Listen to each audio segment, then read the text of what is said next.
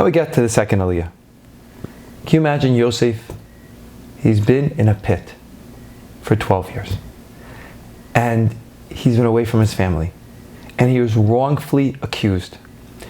And his brothers sold him. And everything was lost. There's no lobbying. You're sitting in a pit in Mitzrayim. No one's taking you out. And he's standing in front of Paro.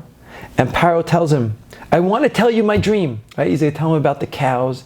He's going to tell him about the stalks. And he's going to tell him about how they were fat and they were skinny. And he's going to literally, this is Yosef's one opportunity to do it. Now, there's something very unique about Paro. Paro believed that he was God. It says he used to go to the Nile, right, the Ya'ar, and he used to be part of the river. And he says, look, Ani Asisani. He says that I made it. I am God. And he tells Yosef, I had a dream, ufoser einoso, and there's no one to interpret it. Vani shamati, and I heard about you, Yosef. Tishma cholomotoso, that you're a dream interpreter. Vayan Yosef as paralema. So Yosef, the first thing he tells Paro, Biladai Elokim. It's not me. It's the real God. It's the real Hashem. Are you crazy? You finally have an opportunity to be protected and saved. Like Paro didn't say anything about I'm God or try to have discussions with him in Hashkafa. He just said, I heard you translate dreams. So you throw in for the megalomaniac that, oh, I have to tell you, it's the real Hashem. Why would Yosef do that? And there's a second question, which really answers the first, which is so powerful. I don't know if you've ever had this question, but I know I have. So Yosef says, oh, 7 cows, they're fat and skinny. There's going to be 7 years of plenty, 7 years of famine, and it's going to be so quick, and you better get everything together. So first of all, nothing happened yet. Second of all, he's just talking about cows.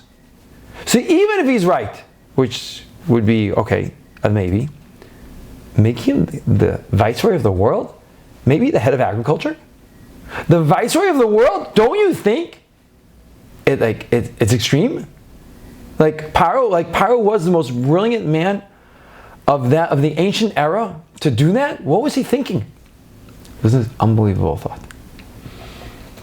You know, when someone wins the lottery, most of them destroy their lives. I think 80%. Because for a person to do a complete 180 in your life, to shift completely as a person, creates a breakdown inside your head, because I can't handle the overwhelmingness. And Paro knew, you know what?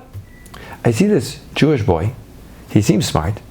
I'm going to take this slave who's been in prison for 12 years, and I'm going to tell him, you're in charge of the country.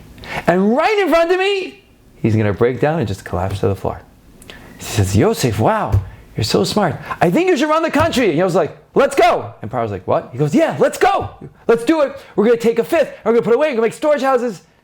And he's like, why isn't he falling apart? And the answer is because Yosef lived his life, Bil Adai. There's only Hashem. There's no one else. So what's the difference when I'm in prison or I'm running the country? HaKadosh Baruch Hu decides everything. If we realize that, we'd be able to find such a menucha and such a happiness that we live a different existence.